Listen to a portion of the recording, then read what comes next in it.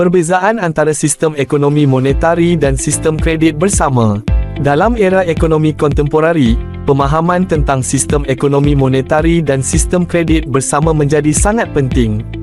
Kedua-dua sistem ini menawarkan pendekatan yang berbeza dalam pengurusan kredit dan peranan mereka dalam ekonomi.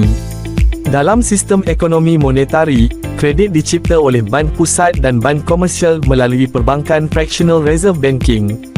Ini merupakan sistem yang terpusat di mana bank pusat berperanan sebagai regulator utama dalam mencipta dan mengawal jumlah wang atau kredit di dalam ekonomi. Dalam sistem ini, bank komersial menggunakan model fractional reserve banking di mana mereka hanya perlu menyimpan sebahagian kecil dari deposit sebagai simpanan dan boleh meminjamkan sebahagian besar deposit tersebut. Proses ini menghasilkan lebih banyak wang melalui penciptaan kredit dan seterusnya, menjadikan jumlah wang dalam ekonomi melebihi jumlah wang tunai asal. Namun, sistem ini juga membawa risiko kerana ia boleh mencipta hutang dan perhambaan ekonomi. Apabila bank mencipta lebih banyak kredit daripada yang sebenarnya ada dalam bentuk deposit, ini menghasilkan hutang. Hutang ini termasuk bayaran wang bunga yang tidak pernah dicipta di dalam ekonomi dan akan terus bertambah dan akhirnya membawa kepada perhambaan ekonomi apabila individu dan negara akan terperangkap dalam siklus hutang yang tidak berkesudahan. Isu utama ialah wang bunga tidak pernah dicipta dalam ekonomi. Oleh itu jumlah ini juga tidak akan kembali ke baki sifar kerana baki hutang akan terus bertambah. Sistem kredit bersama atau LEDS. Sebaliknya, dalam sistem kredit bersama atau LEDS, kredit dicipta oleh masyarakat tempatan itu sendiri. Ia adalah sistem yang tidak terpusat dan jumlahnya akan sentiasa kembali ke baki sifar.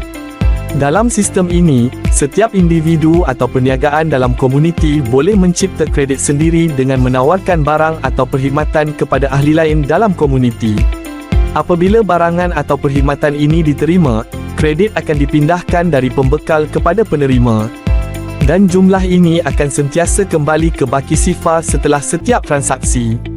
Ini mengurangkan risiko hutang dan perhambaan ekonomi kerana tiada lebihan kredit yang dicipta.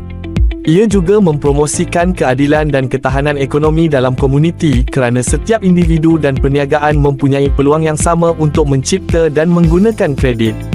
Let's.my menyediakan mata wang sendiri yang dipanggil Let's Ringgit untuk memerhati transaksi orang ramai. Let's Ringgit ini berdasarkan sistem kredit bersama. Video pendek ini menjelaskan bagaimana sistem kredit bersama berfungsi. Mari kita mulakan dengan melihat pertukaran barter yang sangat mudah di mana barang atau perkhidmatan dapat ditukar tanpa menggunakan wang tunai ringgit Malaysia. Di sini kita berjumpa dengan Aminah. Katakanlah Aminah mempunyai masalah dengan komputer peribadinya dan memerlukan bantuan. Dan dia mempunyai mesin kopi lama yang dia ingin tawarkan sebagai pertukaran barter. Dia bertemu dengan Ali, seorang juruteknik komputer yang ingin menawarkan kemahirannya. Mereka melakukan pertukaran barter dengan satu sama lain, iaitu menukar barangan mesin kopi dengan perkhidmatan membaiki komputer. Tapi bagaimana jika Ali tidak suka kopi? Dalam kes ini, komputer Aminah masih tidak berfungsi dan mesin kopi yang tiada permintaan masih kekosongan. Di sinilah sistem kredit bersama dapat membantu kerana dengan kredit bersama, anda tidak perlu mencari pertukaran serentak. Inilah caranya. Mari kita bertemu dengan Aminah lagi.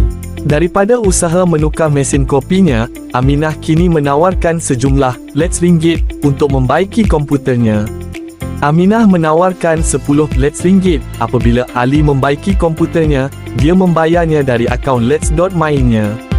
Di sini Aminah membayar Ali 10 Let's Ringgit untuk kira-kira sejam masanya. Mari kita bertemu dengan Aminah lagi. Daripada usaha menukar mesin kopinya, Aminah kini menawarkan sejumlah Let's Ringgit untuk membaiki komputernya. Aminah menawarkan 10 Let's Ringgit. Apabila Ali membaiki komputernya, dia membayarnya dari akaun Let's.my-nya. Di sini Aminah membayar Ali 10 Let's Ringgit untuk kira-kira sejam masanya. Mari kita lihat akaun Let's.my Aminah dan Ali. Mereka berdua ahli baru kepada Let's.my, jadi baki mereka adalah sifar. Apabila Aminah mengesahkan bahawa Ali telah membaiki komputer, 10 Let's Ringgit didebitkan dari akaun Let's.my-nya yang kini berada pada negatif 10 Let's Ringgit. Jadi sekarang 10 Let's Ringgit berpindah untuk menunjukkan sebagai kredit dalam akaun Ali. Ali boleh membelanjakan 10 Let's Ringgit-nya pada beberapa ketika di masa depan, dan Aminah mungkin ingin membalas Let's Ringgit dengan menawarkan sesuatu kembali kepada sistem apabila dia mampu. Oleh itu, sistem kredit bersama menguruskan IOU antara satu sama lain. Katakanlah Aminah masih ingin mencari pembeli untuk mesin kopinya, jadi dia mengiklankannya di Let's.my. Ramli suka kopi dan melihat mesin ditawarkan sebanyak 10 Let's Ringgit. Dia mengambilnya dari rumah Aminah dan membayar 10 Let's Ringgit. Jadi mari kita lihat akaun mereka sebelum transaksi ini. Baki Aminah adalah negatif 10 Let's Ringgit dan Ramli adalah sifar. Sekarang 10 Let's Ringgit didebitkan dari akaun Ramli dan dikreditkan ke akaun Aminah. Jadi, baki akaun Aminah kembali ke kosong dan dia merasa berpuas hati kerana telah memberikan sesuatu kembali kepada komuniti Let's.my. Jadi mari kita lihat akaun mereka sebelum transaksi ini. Baki Aminah adalah negatif 10 Let's Ringgit dan Ramli adalah sifar. Sekarang 10 Let's Ringgit didebitkan dari akaun Ramli dan dikreditkan ke akaun Aminah. Jadi, baki akaun Aminah kembali ke kosong dan dia merasa berpuas hati kerana telah memberikan sesuatu kembali kepada komuniti Let's.my. Jadi, mari kita berjumpa dengan Ali lagi. Ingatlah bahawa Ali masih memiliki 10 Let's Ringgit di akaun Let's.my-nya yang diberikan Aminah kepadanya sebagai perkhidmatan membaiki komputernya. Beberapa bulan kemudian pada malam yang sangat panas, penghawa dingin Ali rosak dan rumahnya menjadi panas. Dia perlu meminjam penghawa dingin mudah alih dengan segera, jadi dia mengepos iklan di Let's.my. Rupanya Ramli mempunyai penghawa dingin tambahan dan gembira meminjamkannya selama beberapa malam.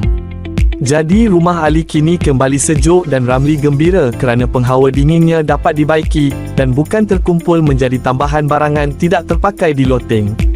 Jadi, akaun Ali menunjukkan baki positif sebanyak 10 Let's Ringgit apabila Ali mengesahkan transaksi telah selesai.